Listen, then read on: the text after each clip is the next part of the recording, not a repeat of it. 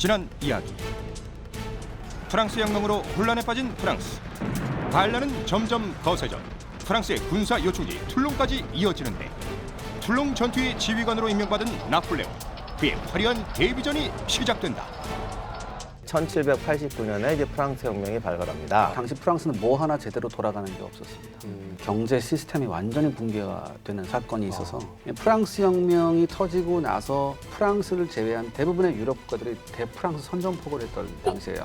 왜냐하면 프랑스의 혁명 기운이 퍼지면 안 되니까. 1793년에 툴롱이라는 항구에서도 이제 반란이 발생하는데 네. 포병 지휘관이 하나 있었어요. 동마르탱이라고. 공격하는 과정에서 부상을 입습니다. 그래서 전선에 이탈해요. 네. 그러니까 포병 지휘관이 없잖아요. 야, 포병 지휘관 한번 찾아봐라. 나폴레옹. 여기서 우리가 정말 잘하는 전법이 있습니다. 혹시 허준 씨 벙커러시아가 아십니까? 알죠. 예. 안전하게 요새 만들고 들어가서 암호해주고 네. 또 앞에 또 들어가가지고 또 벙커 만들고. 바로 여기서 벙커러시라. 임요한이 나폴레옹한테 배운 거네. 나폴레옹의 등장. 툴롱 전투 두 번째 이야기.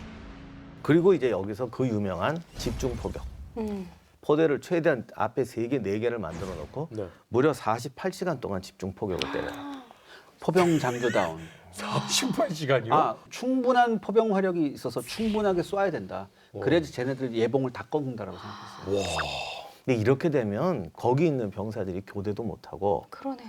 후퇴할 수도 없고 그리고 솔직히 저도 포격은 안 맞아봤지만 이게 흔들리면서 죽을 사람을 흔들죠. 흔들어 버리거든요. 거의 탈진을 시켜버립니다. 아.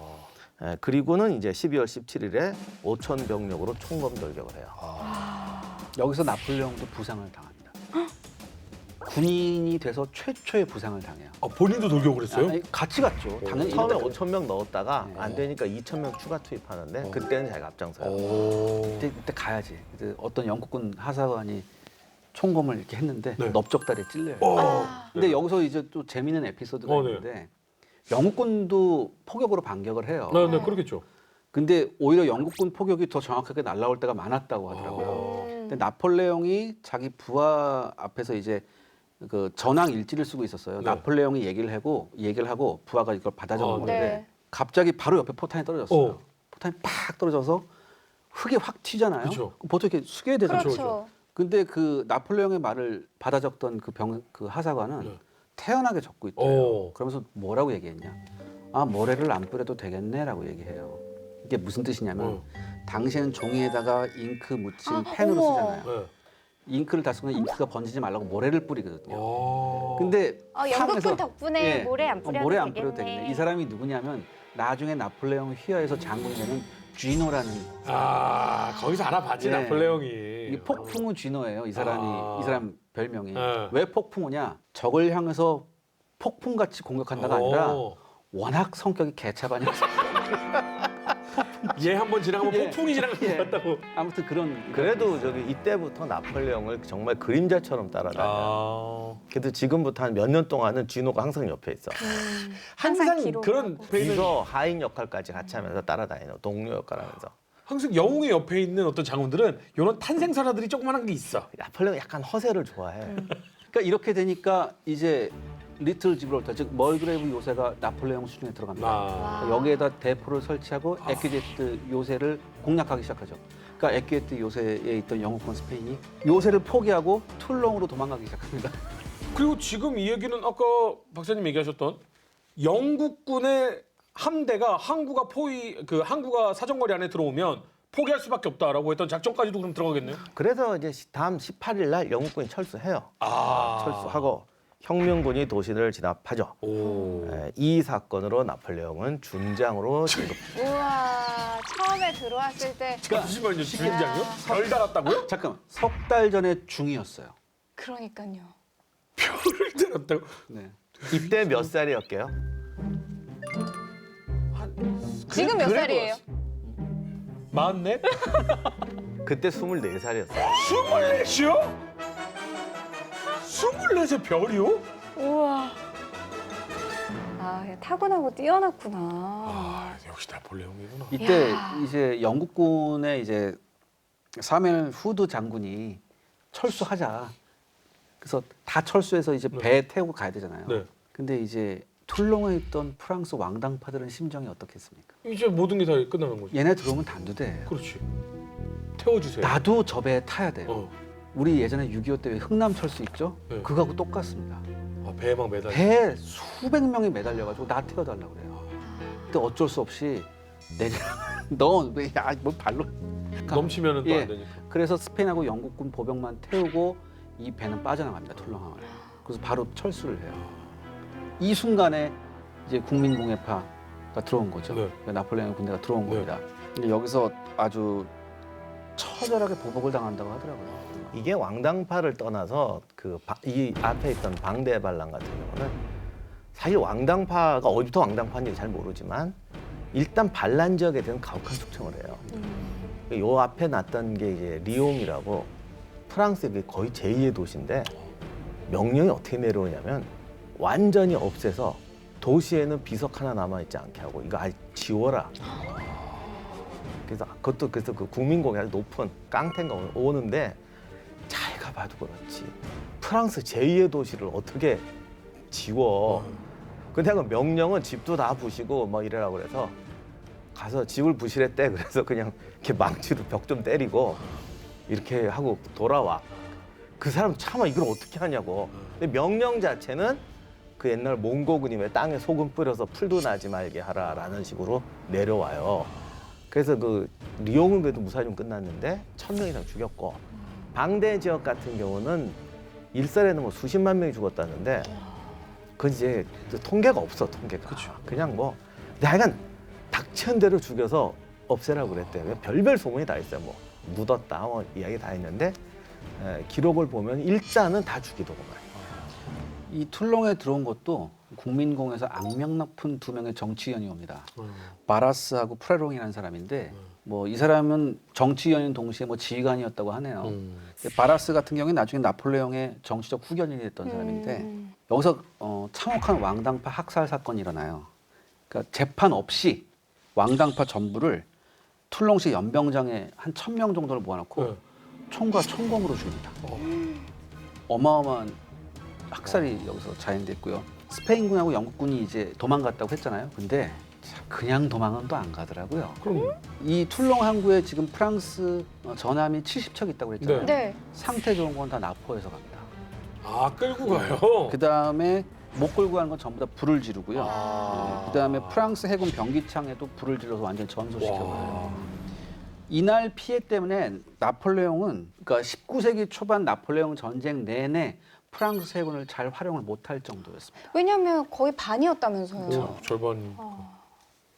근데 정말 대단합니다. 어쨌든 맞아요. 툴롱이라는 이곳에서의 반란 진압 한 번으로 24살짜리 장군이 탄생을 했어요.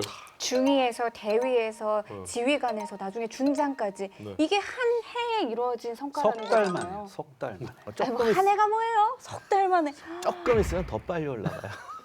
분기네 분기. 한 분기 만에. 근데 재미난 거는 네. 나폴레옹이 그럼 왜 툴롱 포위전에서 활약하게 되느냐. 요 몇 달 전에 코르시카를 탈출하는데 탈출해서 내린 항구가 툴롱이었어요. 근데 그것 때문에 이렇게 됐다고요? 아니 툴롱에 와 있었지 나폴레옹이.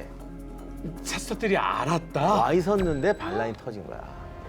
과연 이것은 운명이었을까요? 이 툴롱 전투가 없었다면 지금의 나폴레옹도 탄생하지 않았을 텐데요.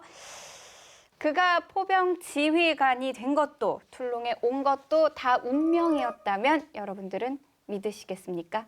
그의 어린 시절을 통해서 연결고리를 찾아볼까 합니다. 내 사전에 불가능은 없다. 천재적 전술로 유럽을 제패한 영웅 나폴레옹. 나폴레옹의 어린 시절 하면은 코르시카 섬. 네. 그의 사실은 고향. 잘 몰라도 왠지 코르시카 하면 들어본 네. 게 그게 나폴레옹의 고향이기 때문이죠. 그러니까 나폴레옹은 이제 1769년 생일이 8월 15일이에요. 어허. 근데 이제 물론 생일도 이설이 있어요. 그러나 아무튼 8월 15일에 코르시카의 이제 아작시오라는 이제 그 수도급 도시에서 태어납니다. 네. 근데 이게 원래 코르시카는 제노바, 이탈리아는 그때 분열돼 있었으니까 제노바의 지배를 받던 속령이었는데 그런데 태어나기 1년 전인 68년에 네. 제노바가 프랑스한테 넘겨줍니다. 그러니까 프랑스 국민인 거죠. 네, 이탈리아어를 그렇죠. 쓰는. 프랑스 이탈리아 사람들인데 프랑스의 그렇죠. 점령을 네, 받는. 그렇게 된 거죠. 이게 아작시오가 인구가 한 3,900명 정도밖에 안 됐다는 코르시카에서는 큰 동네인데 아. 네. 프랑스에 가면은 도시 취급도 못 받죠. 그런 촌락 뭐 약간 외람된 얘기인데 이게 유럽의 스타일을 보면 어떤 문화가 있던 어떤 뭐 군주가 있던 간에 자기들과 연관이 돼 있으면은 자랑스럽게 우리 역사야 막 이렇게 얘기하는 경우 많이 있잖아요. 지금도 그러면 이탈리아 사람들은 나폴레옹은 우리나라 사람이야 이런 사람들도 많이 있어요? 근데 이거 제가 미확인 정보인데 코르시카는 나폴레옹 싫어한대요. 왜죠?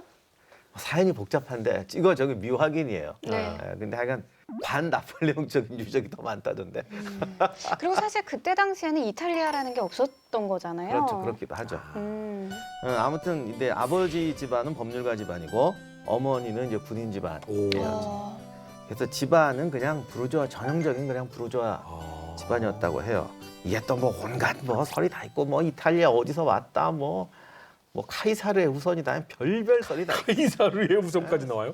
이게 또 나중에 나폴레옹 황제가 되니까 그 무슨 영화에도 나오지만 당시 유럽에는 그 전문 족보 조작단이 있어요. 아니 이게 사기꾼이 아니라 네. 그냥 직업이에요, 직업. 왜냐하면 당시 프랑스 귀족들도 왜냐면 이때가 돈 주고 귀족 막 살 때 아니에요. 그냥 돈 주고 사는 게 아니라 지가 이제 특히 법률가, 판사, 변호사로 출세하고 뭐 군대 가서 성공하고 그러면 족보 사서 집안에 이렇게 들어오는 거거든요. 그러면 딱 붙어가지고 이제 만들어주는 거예요. 그래서 황제 됐을 때 벌써 와요. 애들이 입찰 걸어 들어와. 얼마 주시면 제가 이거 해드리겠습니다. 막 이런 거. 오 그래요. 우리나라에서도 왜 조진웅 씨가 그 주연했던 상황을 막 이렇게 만들어주는 그 소나무의 그 정이품송 그 나무가 왕 지나갈 때 싹 이게 드는 뭐 것도 직접 막 연출해가지고 하는 그런 영화 있었는데 홍보조작단. 예, 그것처럼 약간 진짜로 실제 그런 일이 있었던 거네요. 여기는 아예 족보 만들어 준다니까. 지금도 유럽에는 그 문장학이라는 게 있어요. 그러니까 이게 어, 동서양을 막론하고 공명첩이 다 있었군요. 이게. 이건 영화로 만들어도 재밌겠다. 영화에도 나오잖아. 어. 자기가 이거 탁 해서 얘 진짜 맞아. 족보 쫙 검증해 보시죠. 진짜 맞는 것 같은데. 가지 하나만 걸치면 다 귀족 그런 게 있어요. 여기 왕족 다 친척인데요. 뭐. 그래서 아버지 이름이 샤를이에요. 어서 교수님, 오세요. 찰스라고 해주세요. 오랜만이다. 이분이 좀 미리 얘기하겠는데 바람 좀 많이 피셨어요. 어련하시겠어요. 샤르리시네요. 자르리시니까요. 까를께서 네. 이분이 가면 집에 안 돌아와. 아, 못 쓰겠구만. 제가 봤을 때는 이탈리아 반도 그 최남단 쪽에 많이 계셨을 것 같은 느낌이 좀 있네요. 이거 나중에 얘기하려고 했는데 이게 나폴레옹 성격에 되게 영향을 미쳐요. 어. 그래서 이분 이제 피사 대학에 유학을 해서 법대 가서 변호사가 돼서 코르시카로 오니까 코르시카에서는 그래도 유지급이죠. 그렇죠. 그렇다고 귀족은 아니죠. 당연히 귀족은 아니지.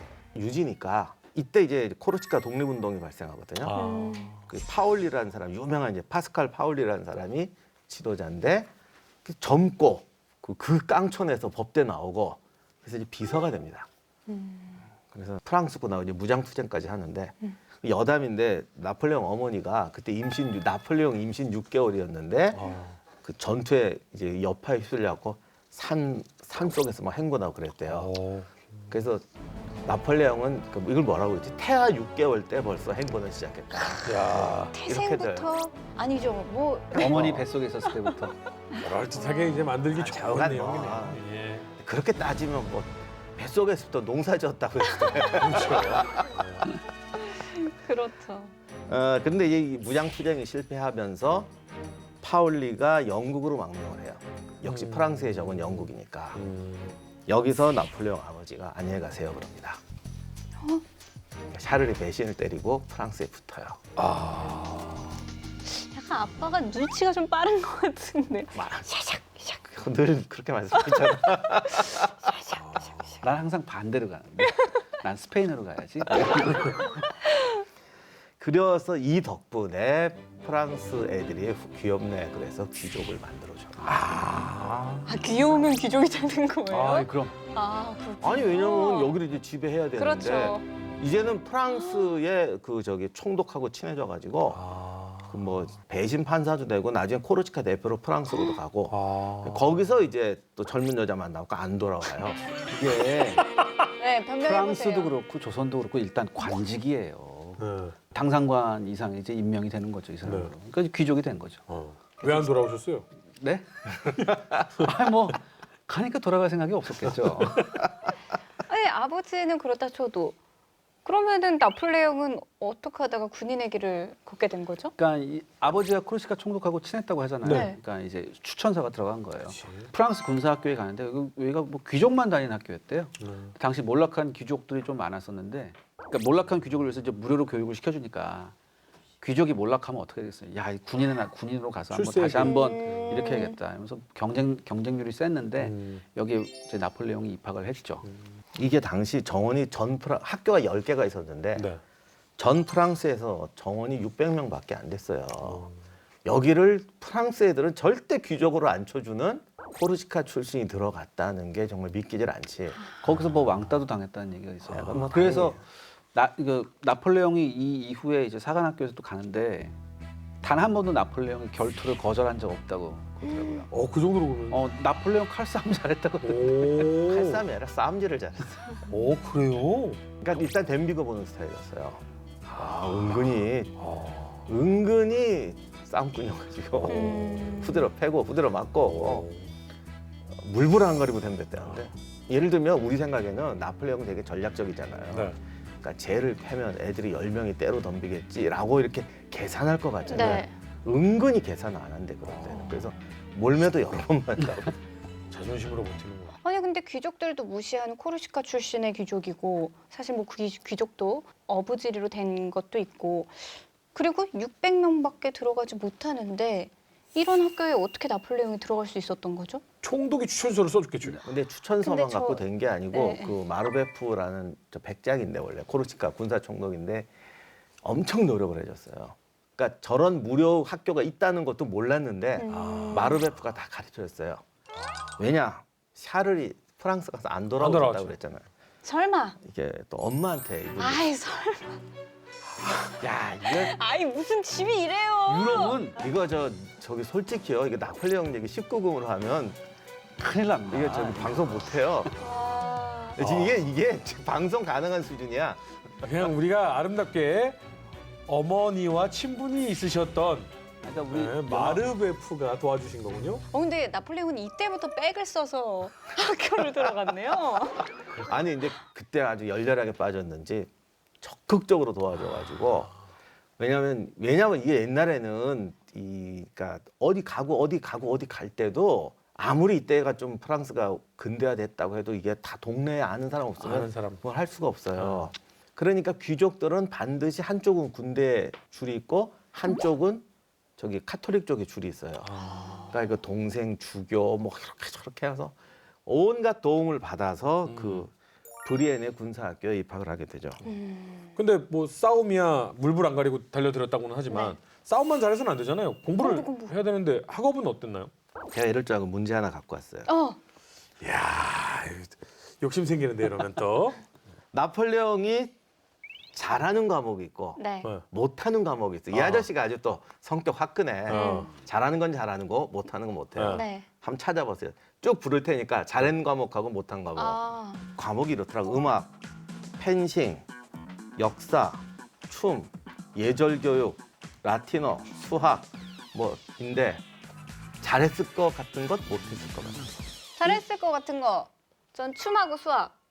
나 펜싱, 춤, 수학. 저는 못한- 잘했던 거는 뭐 누구나 다 아는 수학하고 또 하나 역사 좀 잘했을 것 같은데. 저는 나 역사는 안 잘했을 것 같아요. 못하는 거에 역사와 예절. 예절. 라틴어는 잘했을 것 같아요. 언어학적으로야 뭐 이탈리아어랑 플러스 전 못하는 거 음악? 음악 못했을 것 같아요. 음악. 제가 이 얘기를 드리는 건 네. 나폴레옹이 왜 이게 복잡하냐. 네. 보통 사람이 예상을 항상 깨요. 예를 들어 이런 거 네. 수학 천재라는 거 다 알고 있잖아요. 네. 수학 잘하면 되게 어학 잘하잖아요. 음. 라틴어 못해요. 거의 낙제 수준이에요. 음악 당연히 못해요. 역사는 확실히 잘했어요. 이게 통치자가 되려면 역사 공부해야 됩니다. 그다음에 이제 정말 황당한 게 이건데 펜싱, 네. 낙지에 가까웠어요. 왜? 그렇게 칼싸움 싸움 잘했다고? 못했네. 춤. 안 돼. 저 춤은 정말 못 추는 걸로 소문났어요. 진짜요? 아 그래서 나폴레옹 영화나 이런 거 보면 그 궁중 연애가 별로 없어요.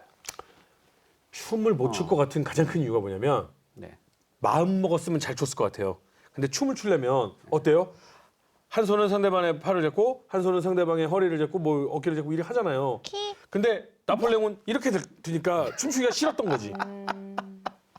아 근데 나폴레옹 키가 작다는 건 좀 과장이에요. 아 그래요? 지금 내 키랑 똑같아요. 168인데. 그러니까 영국식하고 네. 프랑스식하고 이게 매트릭 시스템이 달라요. 네. 매트릭스가 뭐예요? 치수가 좀 달라요. 똑같은 인치법인데 치수가 좀 달라요. 그치. 그래서 그래요. 그래서 뭐 영국이 나폴레옹 시신 가지고 뭐 신장을 쟀는데 영국식 인치법으로 하니까 거의 뭐 한 3, 4cm가 줄더라 뭐 그런 얘기도 있고 그래요.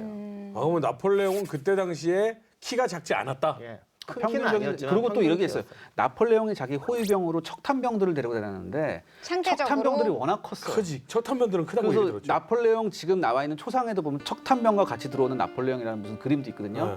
거기 보면 나폴레옹은 좀 작고 척탄병은 커요. 또 척탄병 모자 긴 거 쓰잖아요. 네. 더 작아 보인다. 그런 소문 때문이에요. 과목 얘기 마저 어. 다 할까요? 네. 뭐 하여간 다 못했으니까 잘한 건 역사하고 수학밖에 없어요.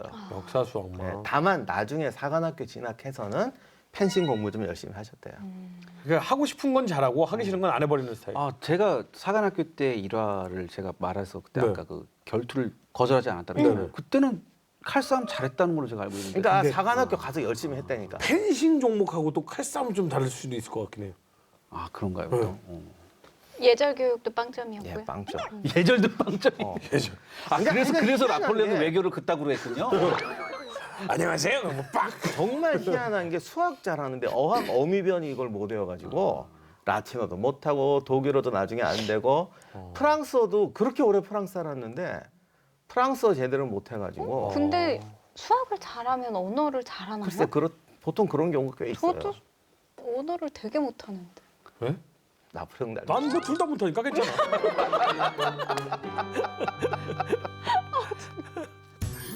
나폴레옹 저렇게 잘생겼어요? 진짜 잘생겼다. 베르사유 장미에 나오는 젊었을 주인공 때는 같은 날씬하고 미남이었죠. 그리고 그 이름이 황야의 사자라고 근데 금발이어가지고 그 금발머리 번쩍이면서 하면은 정말 탈모가 아직 사자. 안 오셨을 때구나 저 때가. 배도 안 나왔고.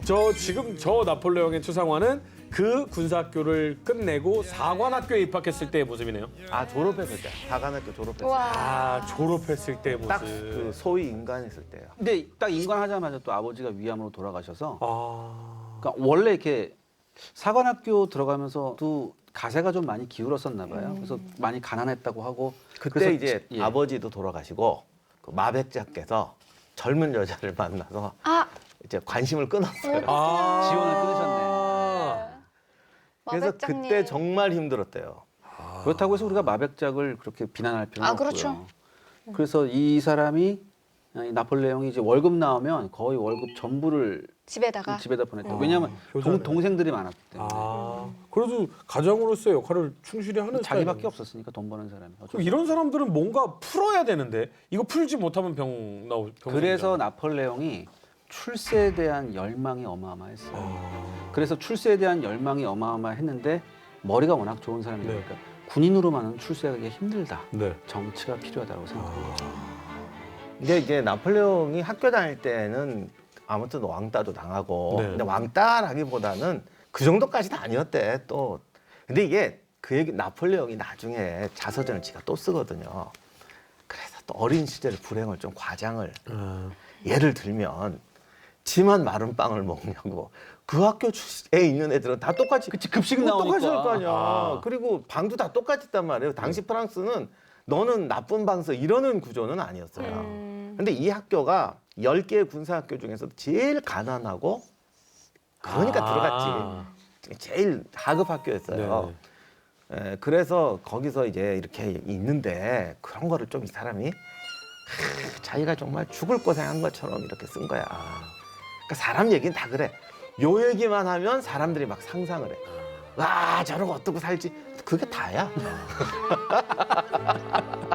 근데 요때 당시에 보통은 네. 질풍노도의 시기 한 번씩 겪지 않나요? 나폴레옹은 그렇죠. 어땠어요? 그래서 이제 독서 같은 거 엄청 많이 했고 음. 특히 플루타크 영웅전, 카이사르 이런 거 엄청 좋아했대요. 그리고 이제 애들하고 놀기 싫은 게 아니고 사실 중대장도 하고 그랬어요. 생도 중대장도 하고 수학은 1등이니까. 네. 근데 당시 또 이게 중요했던 게 귀족들이 가는 병과는 그때도 기병이에요. 근데 이제 프랑스는 많이 개화가 돼서 네. 부르주아들이 많이 성장을 했잖아요. 그러니까 군대에서 부르주아를 무조건 차별하지 않았어요. 그러면 부르주아가 갈 땐 어디냐? 가장 능력으로 뽑아야 되는 어디냐? 포병이죠. 포병 수학을 잘하니까. 그렇죠. 그래서 포병하고 공병은 수학으로 뽑았어요. 오. 그리고 이거는 가문을 따지지 않고 정말 실력으로 뽑았대. 실력으로 안 뽑을 수가 없죠. 그렇죠. 포병. 특수목적 부대. 탄도라든지 기울기 이런 것도 다 알아야 되니까. 그 계산을 하는구나. 그래서 이제 나폴레옹 학교에서는 공부 제일 못하는 애가 기병으로 간대. 보병이 아니고 오히려 여기는 좀 다 이거라서 그래서 이제 포병, 공병, 해군. 나는 저 학교 나왔으면 말이 됐을 것 같아. 근데 나폴레옹이 우리로 치면은 왜 싸이의 흑역사 뭐 이렇게 하잖아요. 그 옛날 자기 미니 홈페이지 관리하면서 막 썼던 글들이 막 흑역사로 남고 막 이러는데 나는 때론 눈물을 흘린다. 그런 거. 고독을 씹고 있다 막 이런 거. 그런 흑역사가 있다면서요, 나폴레옹이? 거듭 말하자면 왕따가 아니고 네. 나폴레옹이 자존심이 되게 세요. 또 출세욕도 강하고.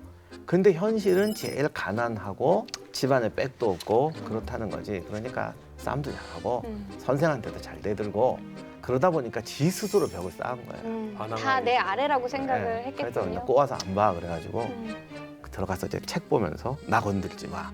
그리고 이제 책을 많이 읽다 보니까 이제 혼자 글을 써요. 나중에는 이걸로 소설 같은 거 써서 이제 알바 수입도 했는데 근데 초창기 글은 정말 감상적이고 나폴레옹이요? 그래서 이 사람은 우리 생각하고 좀 많이 달라요.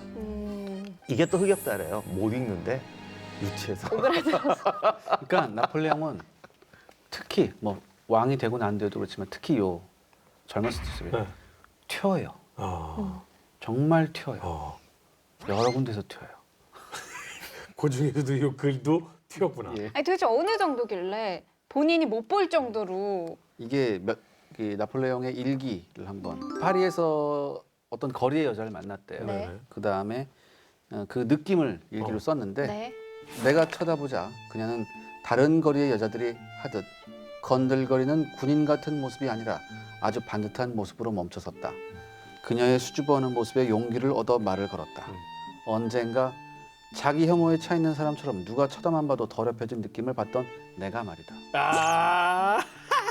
난 잘 모르겠는데 무슨 아니야, 말이야. 아니야. 그냥 아니 근데 뭐 크게 오그라들죠. 아 이건 좀 덜하고 얘가 오그라들게 쓰는 건 따로 있고 어. 이거는 좀 다른 얘기인데 이게 자의식이 너무 강하니까 그러니까. 스스로 그러니까 길거리 가다가 사창가에서 여자 하나 만나고 사고 쳤거든. 그래놓고는 그거를 뭐 편하게 이렇게 아 그 여자는 나한테는 특별하게 돼 있어. 나같이 별 볼 일 없는 애한테 뭐 그러니까 건들거리던 여자가 나를 보고 반듯하게 멈춰섰다. 이렇게. 그러니까 이 얘기는 두 가지가 숨어 있는 거예요. 자기 비하. 나는 참 별 볼 일 없는 놈이야. 근데 길거리 여자도 나를 좀 다르게 대해.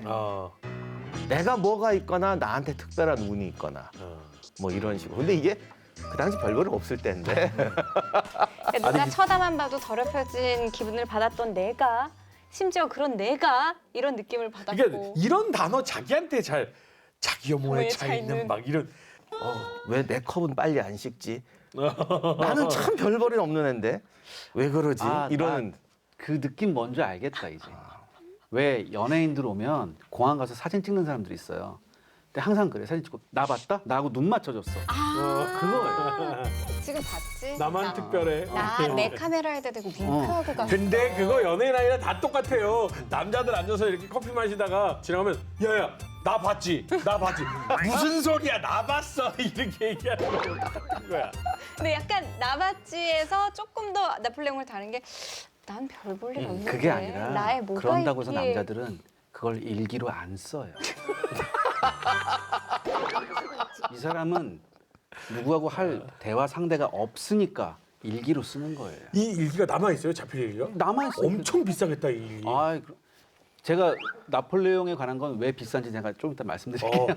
만약에 내가 이게 진짜 나폴레옹이 살아계셨다면 어떻게든 얼마를 주고라도 이 일기를 사서 빨리 불태우고 싶을 것 같아. 일기를 사서 불태워? 근데 지금 이때 당시에 나폴레옹 얘기를 하면 코르시카 독립에 대한 갈망이 좀 있었잖아요.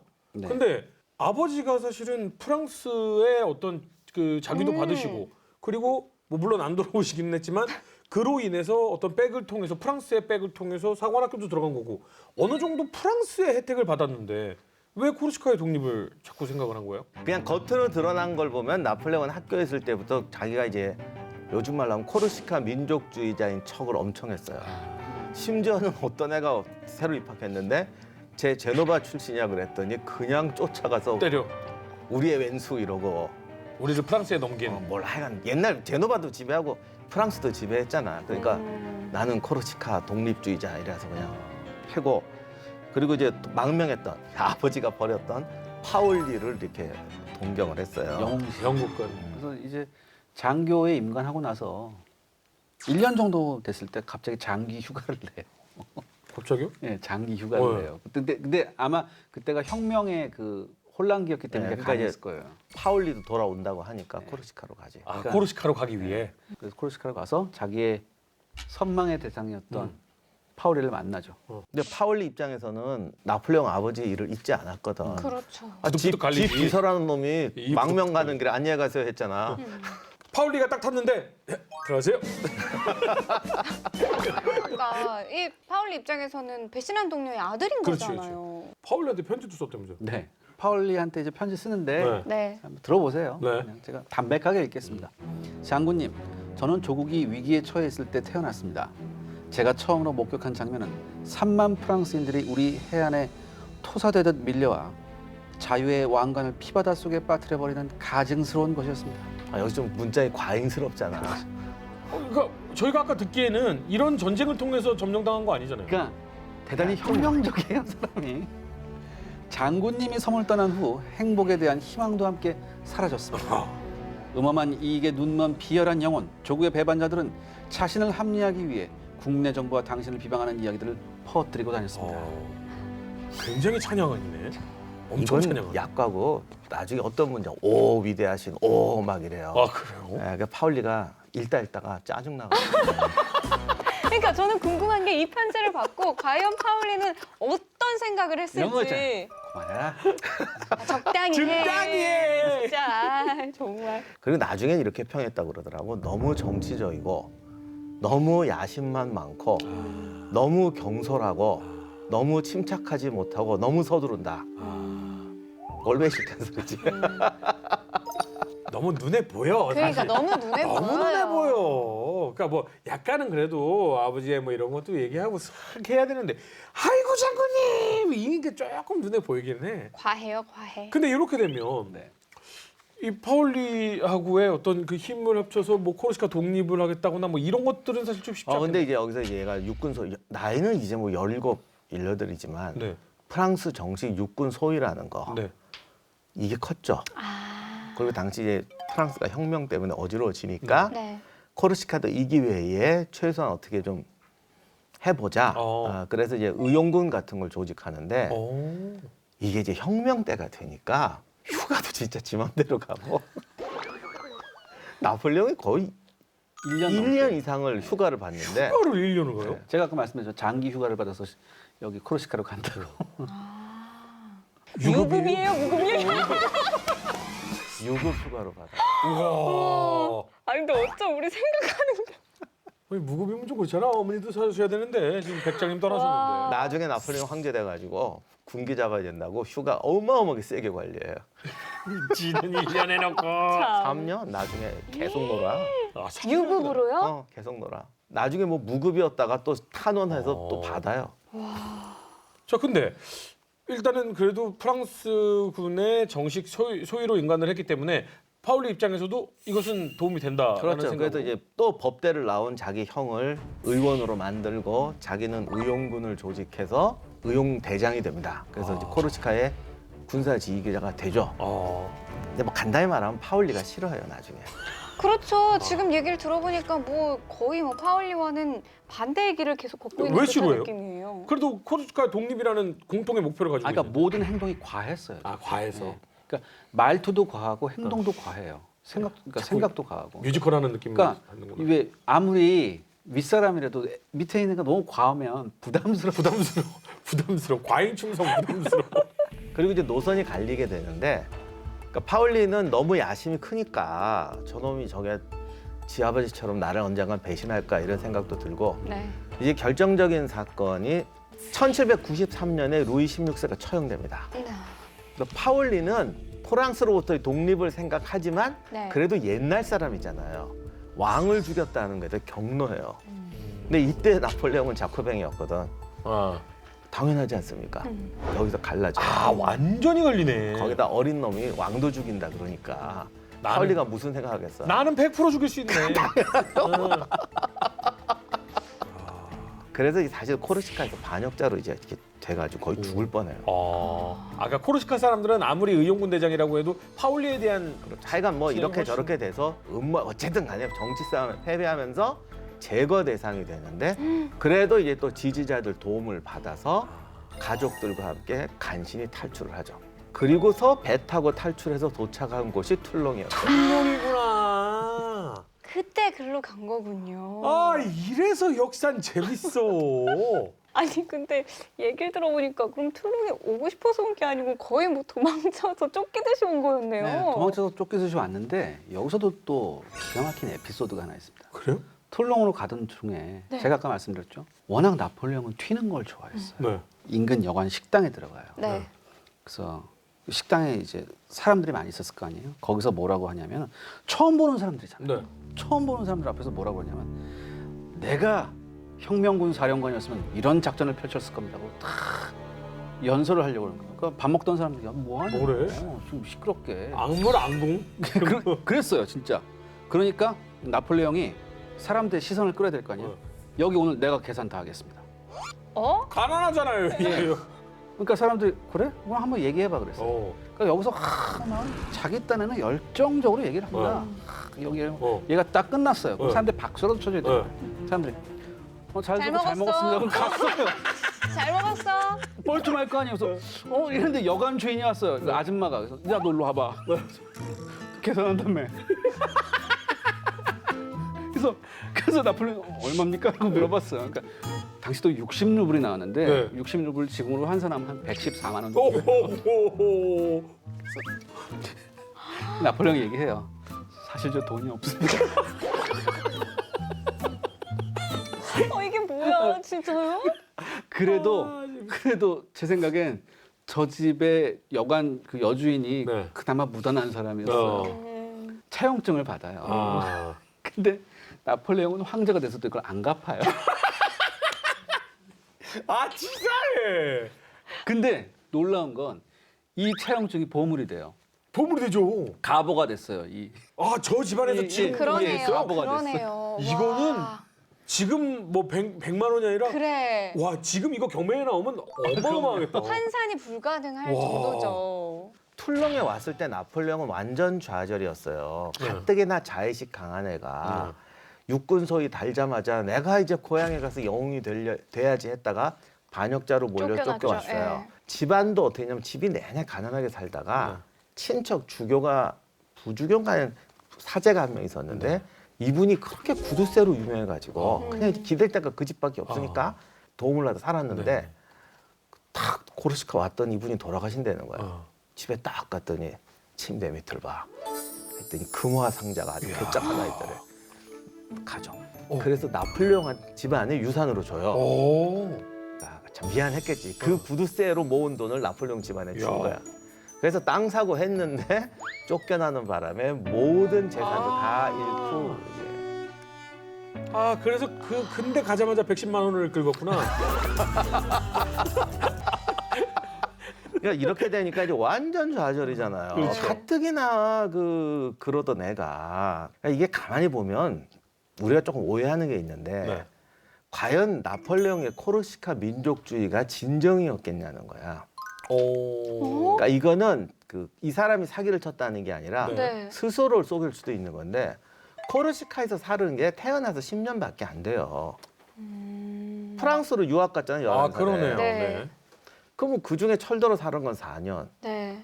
나머지는 깐난으로 기억도 안 날 것이고. 그러면 학교에 가서 자기는 코르시카 사람이라고 막 나는 뭐 여기 뭐 파올리를 존경하고 어쩌고저쩌고 했지만 따지고 보면 허상인 거야. 스스로 자격지심 때문에 네. 나는 프랑스에서 출세하기에는 자기가 봐도 이게 안 될 것 같아. 안 될 것 같잖아요. 음. 그래 나 여기서 별별 없지만 나 돌아가서 코르시카의 왕 될 거야. 뭐 이런 수준이었거든요. 그래서 16살에 코르시카로 돌아갔는데 기자님 표현대로 후드려 맞고 다 털리고 돌아왔다 이거지. 이렇게 되면 보통 사람은 여기서 이제 완전한 좌절을 하잖아요. 그렇죠. 그러니까 더군다나 이제 툴롱에 왔을 때 바로 툴롱에 있었던 게 아니고 툴롱 남부 지방에 이제 보케르라는 남부 해안 도시에서 첫 번째 임무를 봤는데 네. 그 임무가 뭐냐면 탄약 공급하는 수송마차 지휘하는 그러니까 한직 중에 한직이에요. 그러니까 얘를 믿을 수가 없어서 전투부대에 넣지라는 당연하죠. 거예요. 왜냐하면 당시 혁명공회도 이거 코르시카에서 혁명활동 하다가 온 이상한 애한테 무슨 중요한 역할을 주겠어요. 그래서 야 저기서 마차 하나 날라 이랬던 거예요. 심지어 이제 110만 원 외상도 있대. 근데 우리의 나폴레옹은 음. 여기서 좌절하자는 거죠. 완전 이제 뭐 빈털터리에 이제 뭐 희망도 없잖아요.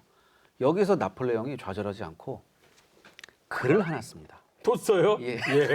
예. 다음 이야기.